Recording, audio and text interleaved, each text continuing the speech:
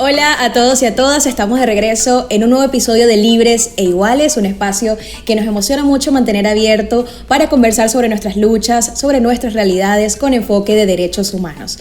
Yo soy Adriana González. Y yo soy Dayana Palmar. Bienvenidos a este segundo episodio de la segunda temporada de Libres e Iguales, el podcast de CODES para promover conversaciones en torno a derechos humanos, y en esta oportunidad estaremos conversando acerca de un derecho humano fundamental para vivir una vida en condiciones de dignidad. La alimentación, además de ser fundamental para un desarrollo pleno de nuestras vidas, es un derecho humano, consagrado en la Declaración Universal de los Derechos Humanos en su artículo 25.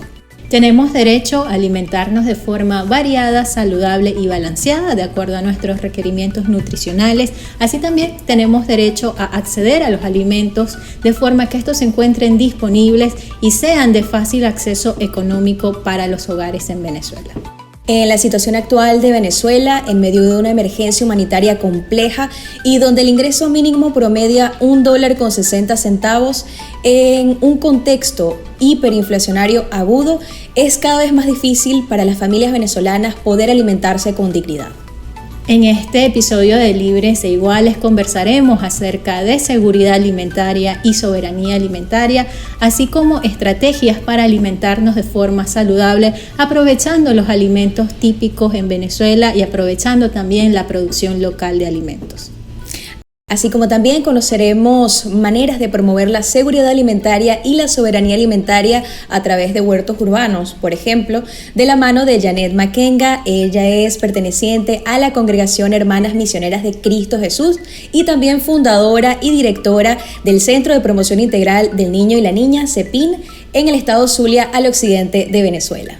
También conversaremos con Marianela Herrera de la Fundación Bengoa y profesora de la Universidad Central de Venezuela acerca de los hábitos alimenticios de los venezolanos y también formas para aprovechar la producción local de alimentos. Libres e Iguales. Libres e Iguales. Libres e Iguales.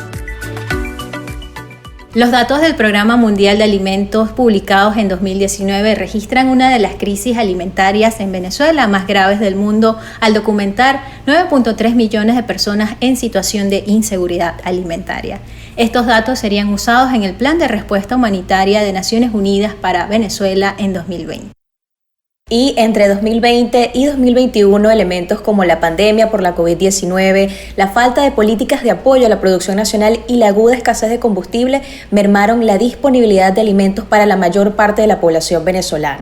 En este contexto, 13.6 millones de personas están subalimentadas o padecen hambre, de acuerdo a cifras de junio de 2021 de la plataforma Un Venezuela. En este contexto han sido frecuentes los llamados de los mecanismos de Naciones Unidas y de las organizaciones de derechos humanos en Venezuela al Estado venezolano para garantizar las condiciones de seguridad alimentaria de la población y permitir el ingreso del Programa Mundial de Alimentos para la atención de los grupos de personas más vulnerables frente al hambre. Ahora bien, en este contexto de crisis es importante conversar sobre la situación de los hogares venezolanos y preguntarnos qué alternativas inteligentes se pueden emplear para rendir mejor el presupuesto de los hogares y también para aprovechar la diversidad que nos ofrece nuestra gastronomía venezolana y qué alimentos podemos conseguir en América Latina. Esto nos lo responderá Marianela Herrera. Ella es médica nutricionista, miembro del Consejo Directivo de la Fundación Bengoa y profesora del Centro de Estudios para el Desarrollo de la Universidad Central de Venezuela, con quien hemos compartido en la Feria de Derechos Humanos de CODES y también en el programa de radio Derechos Humanos Pa' Vos. Bienvenida, Marianela, siempre es un gusto estar contigo en estos espacios. Muchas gracias a ustedes por esta importante oportunidad para conversar de este tema que esperemos pueda ayudar a la gente. Gracias, Marianela, por acompañarnos. La pregunta que te queremos hacer para comenzar esta entrevista es ¿qué implica para el venezolano comer adecuadamente y qué hábitos alimenticios han cambiado en nuestras costumbres y tradiciones por este tiempo de crisis alimentaria? Primero, en general, no solamente para los venezolanos, sino en general, alimentarse adecuadamente se refiere a que a través de los alimentos nosotros podamos cubrir todos los requerimientos nutricionales y las necesidades que tiene nuestro organismo.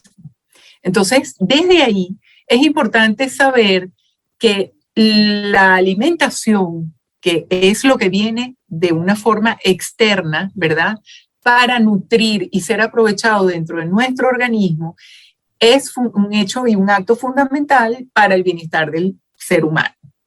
Los venezolanos hemos vivido siempre y desde hace, por lo menos en el siglo pasado, con bastante abundancia.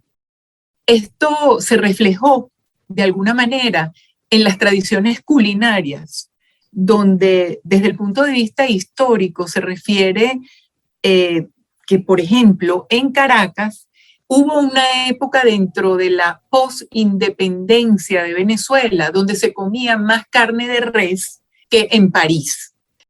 De tal manera que nosotros siendo, fíjate tú, un país con una costa enorme, donde nosotros pudiésemos haber explotado mucho más el pescado, nosotros nos convertimos en consumidores de carne de res de una manera muy importante.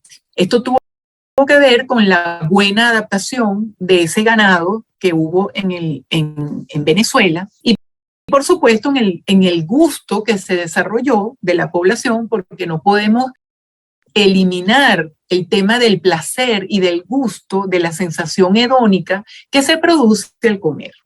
Entonces, nosotros nos acostumbramos a un tipo de alimento que caló y que se instaló en el gusto de los venezolanos de una manera importante. Entonces, para nosotros, por ejemplo, la carne de res siempre ha sido un alimento fundamental de la mesa criolla en todas las partes del país, más al nivel central, a nivel occidental, del centro-occidente del país, más que en la región insular, por ejemplo, en el estado Nueva Esparta o en el estado Anzoátegui o en el estado Sucre, donde uno sí ha notado a lo largo históricamente, uno sí ha notado, por ejemplo, la presencia de más pescado en la dieta. Donde fuimos nosotros bastante difíciles fue al comer hojas verdes. Nosotros los venezolanos como que nunca fuimos de consumir la hoja verde como tal, que además era tan importante.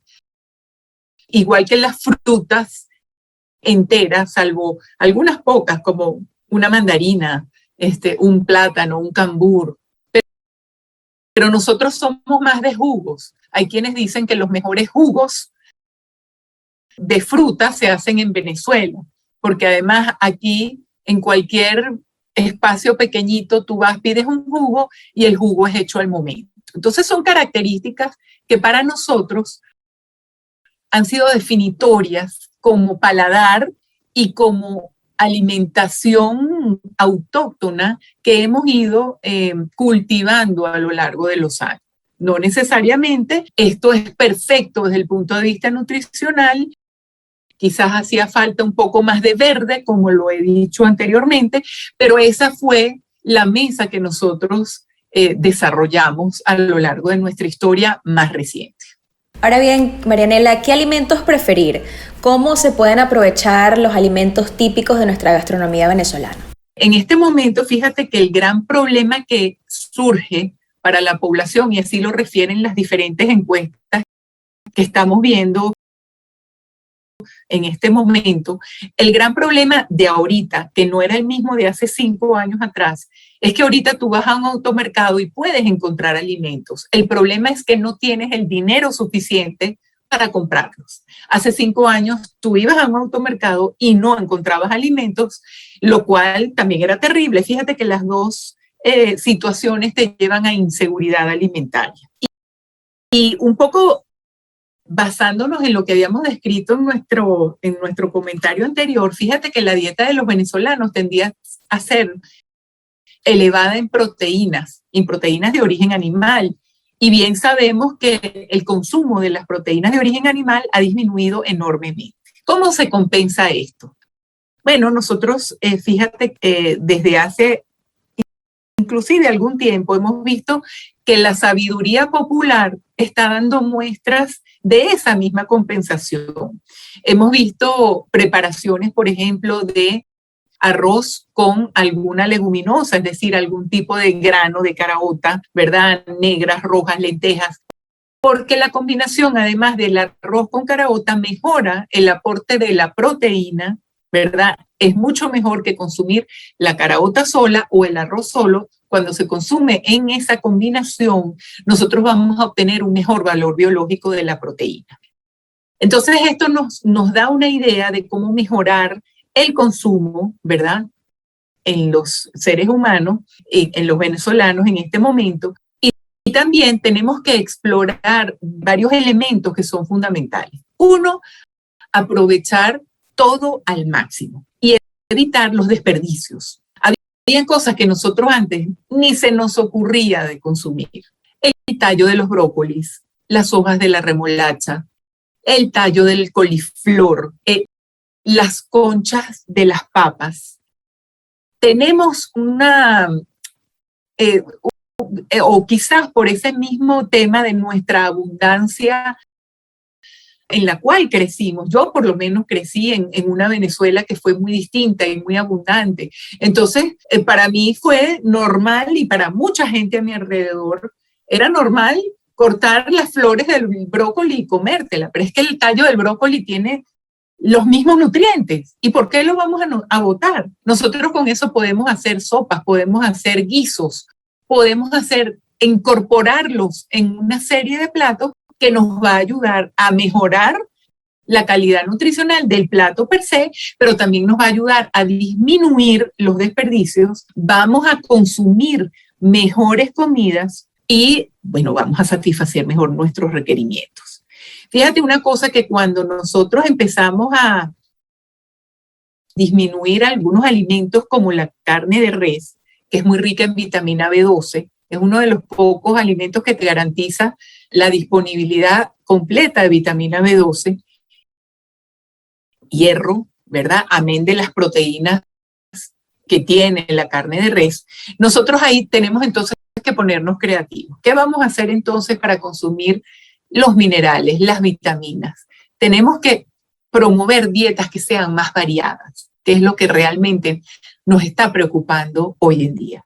Cuando tú vas a una casita y le preguntas a la mamá, a la jefa de la cocina de ese hogar, ¿qué están consumiendo? Y te dicen, bueno, arepa con una grasa, de lo que sea.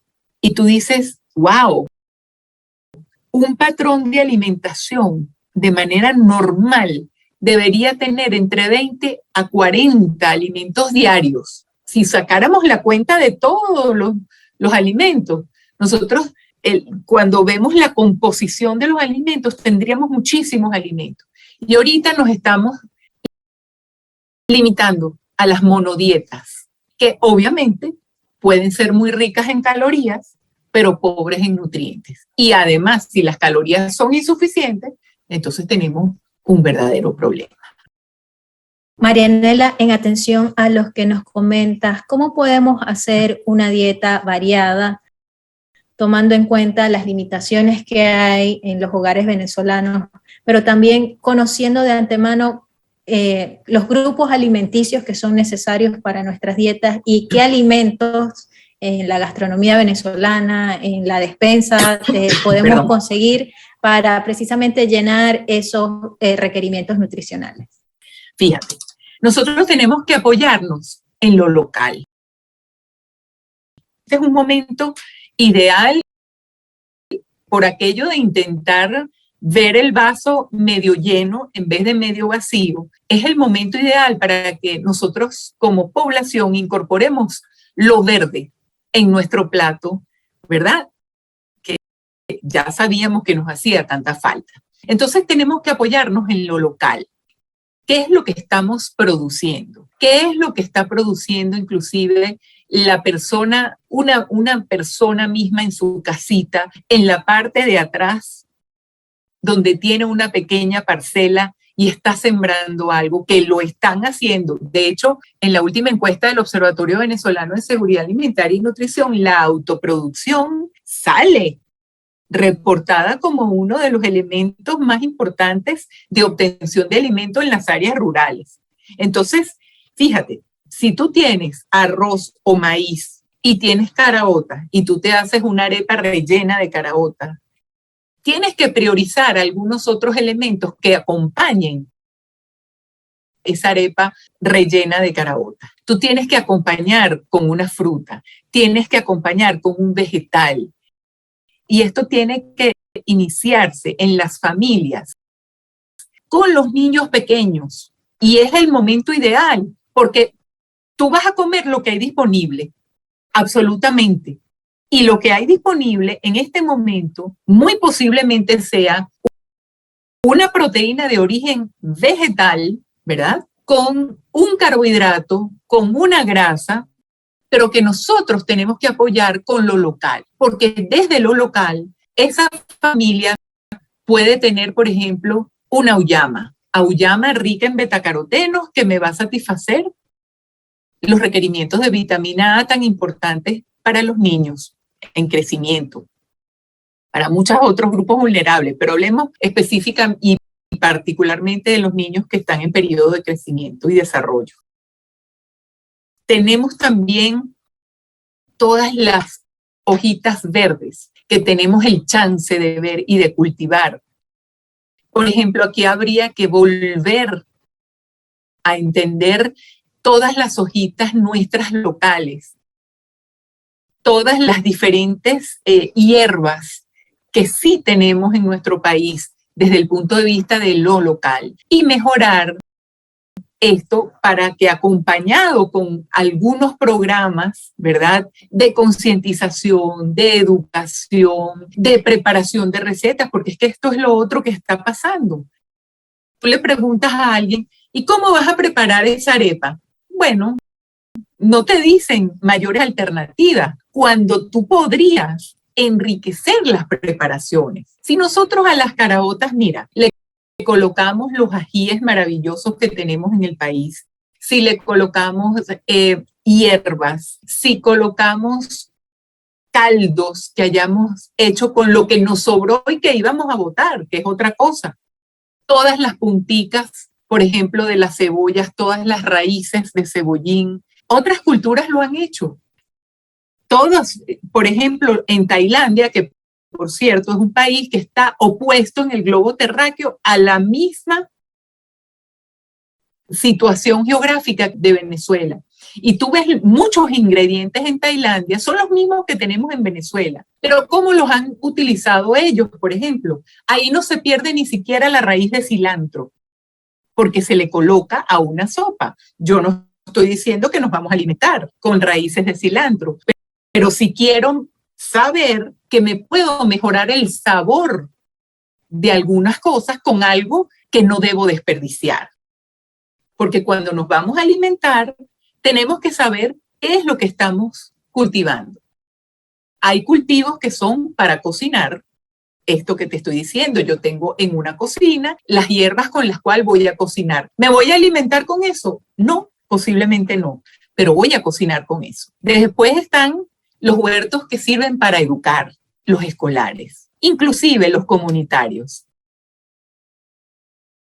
Y ya cuando pretendo alimentar al país, entonces ya voy a otra escala y ya pienso en cosas distintas. Pero fíjate, interesante, con el cambio climático, ya todos los países están pensando en cómo mejorar y cómo rendir los alimentos. Entonces esta es una magnífica oportunidad para que nosotros, un país en crisis, tome y ponga perspectiva en todos estos problemas para buscarles la solución. Gracias, Marianela, por acompañarnos en Libres e Iguales, por compartir tu conocimiento y por siempre aceptar nuestra invitación a conversar sobre nuestras realidades con enfoque de derechos humanos. Muchas gracias a ustedes, un placer. Ahora, para seguir conversando acerca de seguridad y soberanía alimentaria, le damos la bienvenida a Janet Makenga. Ella es la directora del Centro de Promoción Integral del Niño, el CEPIN, ubicado en Maracaibo, estado Zulia, al occidente de Venezuela. En el CEPIN se atienden a más de 1.000 personas a través de su comedor comunitario todos los días y también se promueven iniciativas de producción local y huertos familiares. Nos alegra mucho recibir a Janet Makenga. Ella fue la primera defensora del mes de CODES, de hecho, en el año 2018, y nos contenta mucho recibirte de nuevo para conversar acerca de seguridad alimentaria y soberanía alimentaria.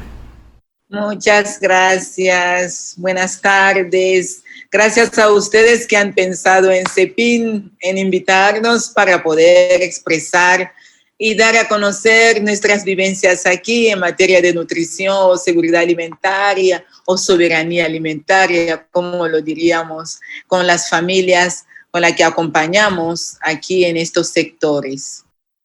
Janet, a través de los huertos urbanos, en tu comunidad has promovido la pequeña producción de alimentos para las familias.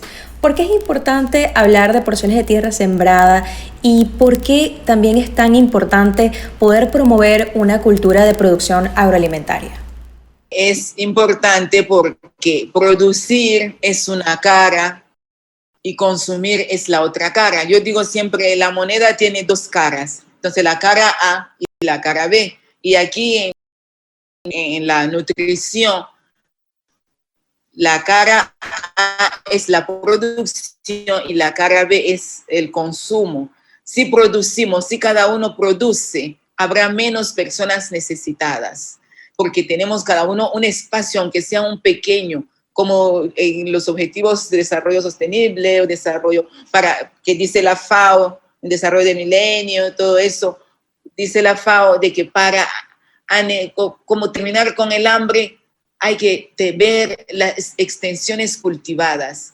Sin embargo, nadie puede pretender tener unas extensiones grandes. Sin embargo, si nos volvemos a nosotros, donde estamos, producimos con lo que vivimos, respiramos el mismo aire con los que producimos, consumimos cosas que entran en nuestra misma dinámica diaria y eso nos nutre mejor que lo que se produce en un sitio donde no sabemos con qué químicos los han tratado. Entonces nosotros pensamos que consumiendo lo nuestro nos alimentamos mejor y es la importancia de aprovechar los espacios que tenemos alrededor de nosotros, producirlos para consumir los alimentos que brotan de nuestras mismas tierras, que respiran el mismo aire que nosotros. Así que la cara A, producir, y la cara B, consumir. Y lo nuestro, mejor aún. Y eso es lo que yo le digo a todo el mundo. Vamos a comenzar con nuestras casas. Por nuestras casas, donde tenemos un pequeño espacio de tierra, ahí sembramos lo que sea berenjena, cebollín, cilantro, para darle gusto a nuestros alimentos. Y eso nos nutrirá mejor que comprar un cilantro de un supermercado que no sabemos con qué químico le hicieron, qué agua le rociaron. Entonces, todo eso es como ir promoviendo, ir animando a la gente de nuestra comunidad, porque yo vivo aquí, quiero comenzar aquí para que este mundo sea un poquito mejor, donde me toca a mí estar. Claro. Janet, ¿y nos puedes comentar un poco acerca del proyecto de huertos familiares que has desarrollado allá en tu parroquia en Maracaibo y también cómo has involucrado a las comunidades y a las mujeres que son jefas de familia? Desde hace 5 años, yo, estando en España, yo conocí a unos amigos que tienen una fundación que trabaja mucho para la emancipación de la mujer en la India. Y cuando yo vine acá, ellos me preguntaron que, Janet, ¿en qué te podemos apoyar? Yo les dije, mire, yo pienso que el apoyo sería bueno en la soberanía alimentaria, seguridad alimentaria. ¿Cómo hacemos? Bueno, vamos a buscar familias aquí que quieran optar por sembrar en sus casas. Y yo me puse en esta tarea de ir visitando casa por casa. Conseguimos 20 familias al principio. Comenzamos a trabajar. Era primero con los huertos familiares de las casas. El que opte, que trabaje todo ese ciclo de sembradillo en su casa. La segunda etapa era criar gallinas para completar con huevos como proteína, además de la vitamina de las legumbres, los cebollines, que cilantro, que bueno, todo eso, leguminoso, legumbre, verduras, está también las proteínas. Vino un muchacho que es ingeniero de España y estuvo orientándonos, comenzamos a buscar cuáles eran las necesidades y ellos nos financiaron para comprar las herramientas, palas, tanques, mangueras, todo lo que se necesitaba para poder sembrar. Y les dimos a las 20 familias. Para llegar a la segunda etapa, optaron solamente 15 familias, porque otras 5 se fueron a Colombia. Como hemos tenido ida y venida de gente de nuestra comunidad, se fueron a Colombia, se instalaron allí, no volvieron. Dejaron esto a los niños y los hijos no podían seguir. Nos quedamos con 15 y seguimos sembrando. Les dimos todas las herramientas y luego construimos gallineros a esas 15 familias para completar. Y ahora se añadieron a los 2 años se añadieron otras 10 familias, porque las familias daban a sus vecinos lo que producían como para incentivar, mira lo que yo tengo, y otros venían para visitar, ver, ay, ¿de dónde sacaste esto? No, de un proyecto que tenemos aquí en el CEPIN, nos patrocina una fundación, y ahí se fueron sumando. Y tengo una amiga que está en Mara y en La Guajira, detrás de Don Bosco, que es Los Frailes, que es como un caserío donde hay unos niños que son de Benposta, Nación de Muchachos. Ellos van a un comedor y en este comedor les enseñan el circo de los muchachos. Ahí también yo le dije a la amiga mía, podemos trabajar con estos niños. Y allí están sembrando, pero muchísimo, porque hay mucha extensión de tierra. Y en el Moján hay 2 espacios, uno al lado del lago y el otro en un multihogar que se llama Guadalupe, que es de la gobernación. Y le dije a una amiga mía que es la encargada de esos comedores, vamos a trabajar porque aquí a cultivar para que lo que se cultive aquí, produzca aquí, sea para los niños. Y así ha sido. Ha sido una experiencia positiva, productiva y satisfactoria porque han trabajado, están produciendo y en el mismo multihogar se vende para comprar luego aceite, que harina, que arroz, las verduritas de allá. Y cerca del lago donde nadie apostaba por sembrar y sin ningún químico, solamente con los residuos, compost y todo, bueno, lo que el fertilizante que es solamente de vaca, desechos de vaca, de cabra, de gallinas, pollos, allí se procesa con agua, se lava bien y luego se trabaja la tierra. Han cosechado verduras como nunca y todo el mundo está asombrado. Yo pienso que son pequeñas experiencias que han ido empoderando a la gente. Las mujeres, como les decía al principio, hay un cambio. La fotografía del principio y de ahora son totalmente diferentes. Y yo digo que esa experiencia es una experiencia muy bonita, muy enriquecedora, porque empodera a las personas, empodera a las mujeres, a las familias. No hay desnutrición. Y ellos también aportan para el comedor allí en el CEPIN. Cada familia tiene una porción que lleva para que allá también cocinemos, que estamos dando de comer a 1.300 personas desde que comenzó la pandemia y no hemos parado ni un día. Ellos nos están apoyando con las porciones de verduras para poder alimentar a toda la comunidad. Imagínense, ¿qué más puedo decir? Mucho, mucho, mucho y bien, bien. Y Janet, para culminar con la entrevista, preguntarte cuáles crees que son las 3 medidas principales que se deben tomar a nivel de autoridades gubernamentales, a nivel de las agencias de Naciones Unidas que prestan apoyo en el contexto de Venezuela y también desde la sociedad civil para seguir promoviendo la seguridad alimentaria en la población venezolana? Yo pienso que la primera medida es formar a la población, dar a conocer de que solamente produciendo lo nuestro podemos nutrirnos mejor. La segunda es proporcionar también herramientas, porque muchas veces es la falta de herramienta que desmotiva a la población. Una vez formada y tiene herramienta, puede luego acceder a producir y luego sostener, hacer el tracking, traquear todo eso, el seguimiento a todo lo que está haciendo. Bueno, yo digo, yo estoy aquí, lo que hace que esto siga es el seguimiento. El traquear eso es muy bueno para que la gente vea que no están abandonadas. Hay alguien que comenzó con ellos y está con ellos y quiere que ellos sigan adelante. Porque yo digo a la gente, no voy a trabajar en tu lugar, eres tú tienes las manos y si quieres, yo solamente te motivo para que hagamos camino juntos hasta donde tú quieras que lleguemos. Porque yo no voy a estar ni delante de ti ni detrás, delante llevándote a cuestas o detrás empujándote, no. Estoy a tu lado y vamos acompañándonos y trabajando de la mano. Y eso es incentivando, promoviendo, formando y también facilitando las herramientas para que la gente pueda acceder a la producción y luego hacer el seguimiento.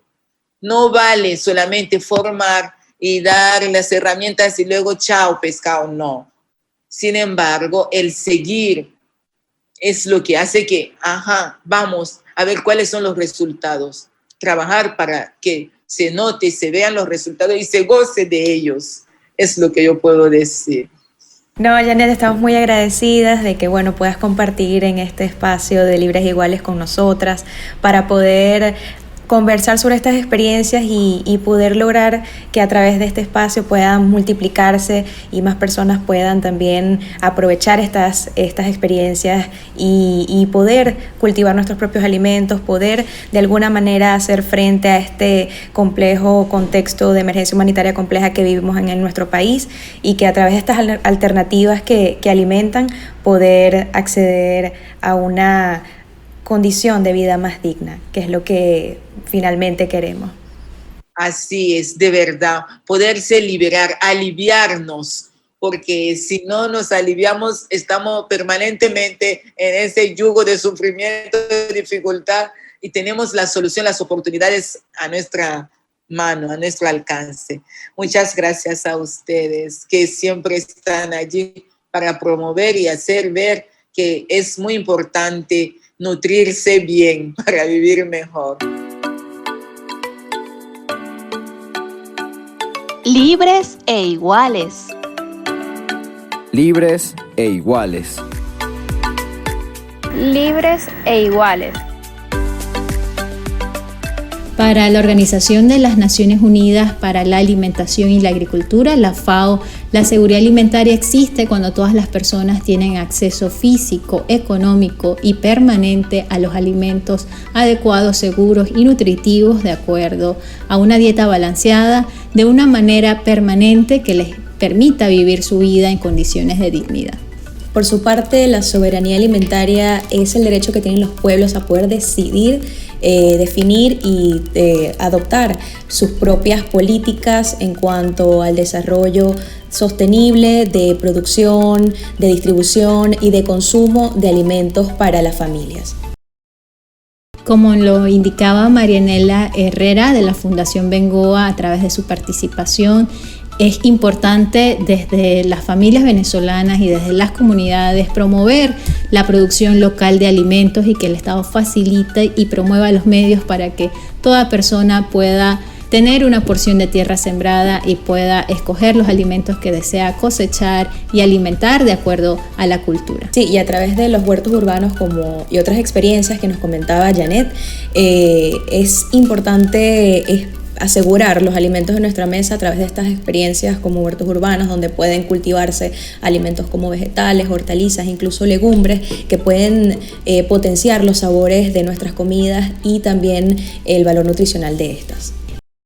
También es importante que todos los actores presentes en Venezuela en el contexto de la emergencia humanitaria compleja entre el Estado venezolano y las agencias de Naciones Unidas y las agencias y los programas que participan en el plan de respuesta humanitaria junto a la sociedad civil sigan promoviendo la conversación y la formación en torno a seguridad alimentaria, facilitando y promoviendo programas de atención para la población más vulnerable frente al hambre, y que también se promuevan iniciativas de producción local de alimentos. Todas estas acciones, estas recomendaciones y alternativas recaen en un mismo propósito: que todas y todas podamos tener condiciones de vida digna como todos los seres humanos merecemos.